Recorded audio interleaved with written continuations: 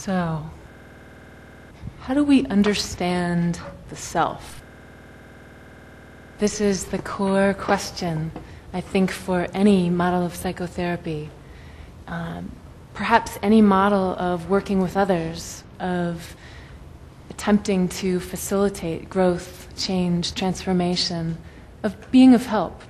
We have to understand our idea about the self that we're serving and our idea about the self that we are. And I think there are two, if I had to boil it down to two things for integral psychotherapy, we're going to spend the next couple of hours walking through the self system. But if I had to just say two things, I would say this. The shadow is much broader than we ever thought it was. And integral psychotherapy offers a map of the shadow of the self that covers, I would say, more territory than any other model, that brings together all of the ways we delude ourselves about who we really are, that brings together all the ways that we reduce ourselves to less than who we really are, that looks at the various perspectives of how we really deny the vastness that we are. The shadow is bigger than we thought. But that's actually both the good and the bad news together, because by the same token, the light that we are is so much greater than we ever imagined. That another way of saying that, in perhaps more conventional psychological terms, is that the developmental capacities of the self extend to far greater heights and depths of development than we have put on the map for psychotherapy to date, by simply joining the psychological and spiritual understandings of East and West, as Ken has done.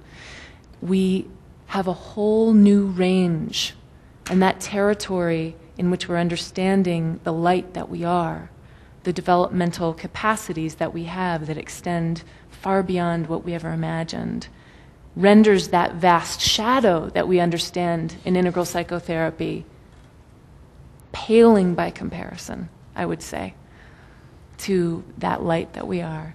So it extends our understanding in both directions, at least. The shadow is greater than we thought. There are more ways to deceive ourselves about who we really are. There are more delusions that we have to bust through than we ever imagined.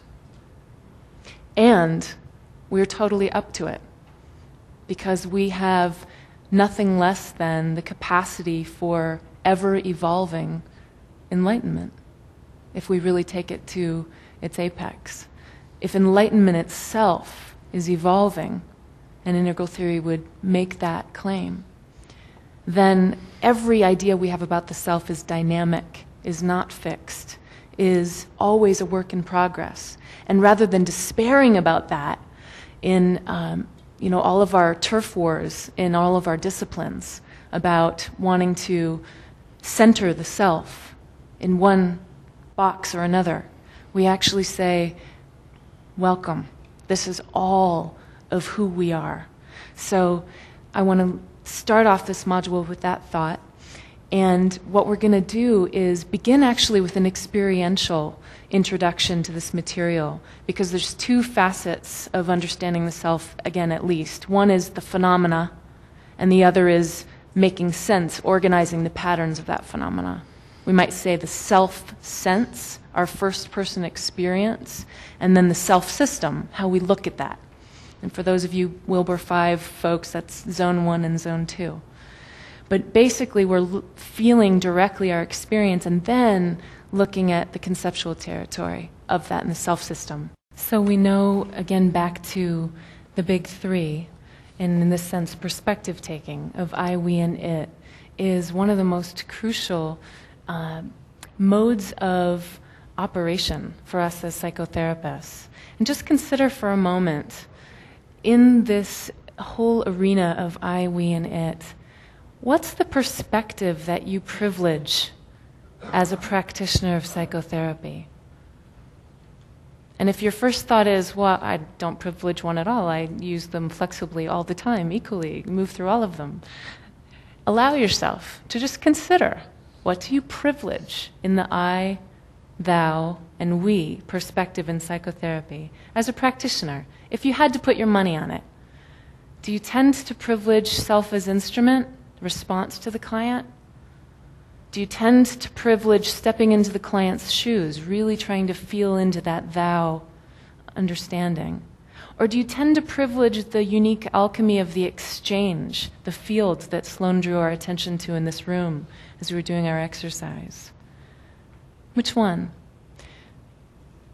And if there was one that you most wanted to galvanize your attention and draw it toward as a practitioner of psychotherapy, what would it be of those three? Just to consider. Could I stretch my capacity by feeling into the thou relationship a little bit more, deprivileging my own take and trying to find ways to get that confirming or disconfirming feedback from other? Or could I privilege a little bit less of the thou, and could I really hone my skills by attending to this very unique relationship that is unlike any other relationship in my life or this client's life? It has a life of its own. And what about that? So the flexible shifting of perspectives is crucial. And just another way of demonstrating that, again, the therapist, when I'm looking from out here, from in here out there, I'm in first person, and I'm trying to enter the client's world as second person. The client, likewise, has their first person awareness. They're perceiving me. I'm a second person to them in our exchange. And then, of course, there's the therapeutic we, what Ken calls the miracle of we. And it really is, as we know. It's that completely ineffable mystery. The fact that, Elliot and I have a relationship that we don't have anywhere else. It's totally unique to this we. I can talk about what it's like to be in a relationship with Elliot, and he can talk about what it's like to be in a relationship with Willow. And it'll be somewhat on par with what Jeff and what Bert might say. But again, it's also its own territory. And it's like that with every person we're in relationship with. It's so extraordinary. So we know that, again, one of the things that aqua theory does, I think at its best, is it points to, and what Elliot will talk about later in integral assessment, these hotspots. I think it's one of the best zeroing in on really what we're dealing with and where we can be working, where we're centering our goals and doing the work.